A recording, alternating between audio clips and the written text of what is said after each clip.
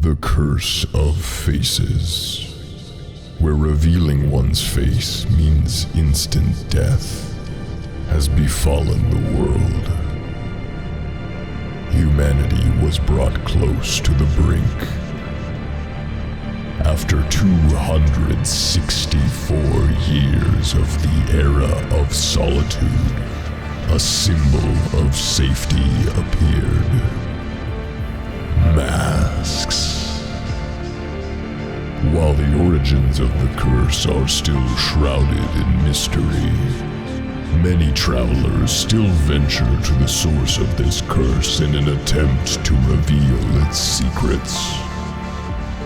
Will you strive to lift the curse from the world, or will you harness its power for your own ends? The choice is yours. In Verho, Curse of Faces.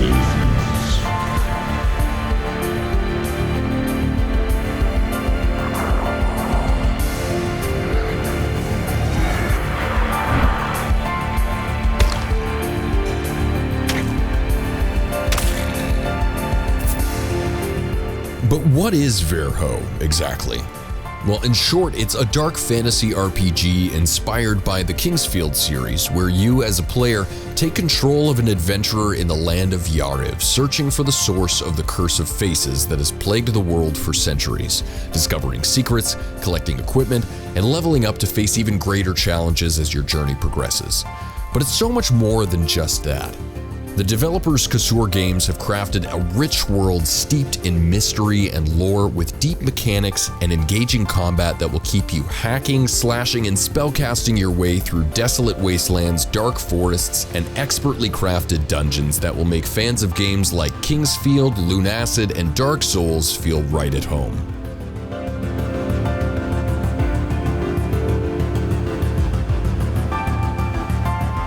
At the start of your adventure, after a short cutscene that briefly explains the Curse of Faces and the importance of masks to humanity's survival in the world of Verho, you'll get to choose a mask of your own to wear on your travels. These masks essentially serve as your choice of starting class, each with their own stat spreads, levels, and starting equipment. There are 7 masks in total to choose from, each with their own advantages and playstyles. For example, those who enjoy melee combat may choose the Knight's Mask, which basically sets you up to be a physical attacker that deals huge damage with things like swords or axes. However, if magic is more your thing, you might consider choosing the Scholar Mask, which distributes your stat points more towards spellcasting than physical combat. There's even a mask that starts you with nothing, a total clean slate at level 1, that gives you complete control over how your stats are distributed. But don't worry, if you change your mind later on and decide you want to try something different, you can always respec your character through a ritual called Shattering, where you destroy your old mask and replace it with a new one with all new stats. Now, if you've played pretty much any RPG, you'll be fairly familiar with what the different stats are and how they work.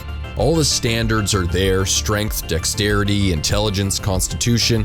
It's pretty normal RPG stuff. As you fight and defeat enemies, you'll collect experience to level up and earn skill points, which you can then distribute to the stats of your choice at any of the many statues of the Maker that are found throughout the world.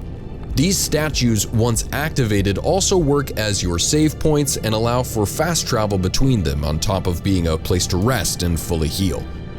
Enemies you've defeated will respawn every time you rest though, so you might also want to make sure you have plenty of healing potions in your inventory just in case.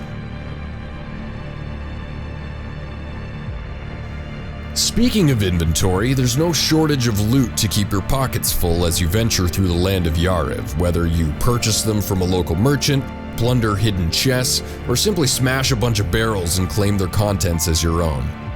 Usable items like potions, bombs, and throwing knives can be easily assigned to the item button for easy access during gameplay, and you can choose up to 5 of these items to cycle through. In the inventory menu, weapons can be held in either your left or right hand, allowing you to dual-wield one-handed weapons or keep a shield in your offhand for extra defense while hacking away at enemies with your sword. There are also two-handed weapons that sacrifice your guard or attack speed in exchange for an increase in damage.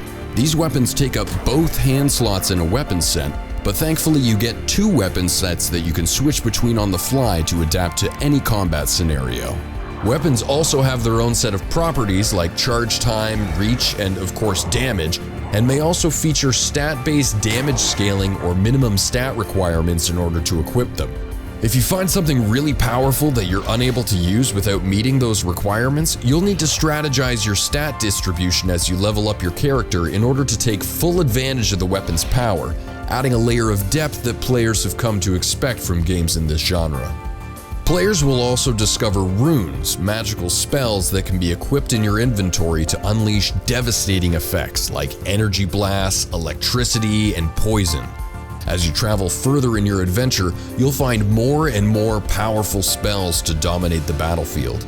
But runes consume mana when used in combat and require investment into your intelligence stat in order to equip them. So creating a balanced character that can deal both physical damage and magical damage is going to limit your options when it comes to the weapons and runes you'll be able to use. That being said, you can still respec your character to become a Sorcerer Supreme later if a barbaric melee attack just isn't doing it for you anymore.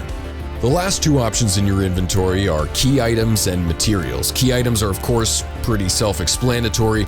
You're going to find some locked doors and you're going to need some keys to open them. Materials can be collected throughout the world and taken to a certain NPC to use on upgrades for your equipment. Arguably one of the best characters in the entire game. But that's certainly not the only useful NPC you'll encounter on your journey.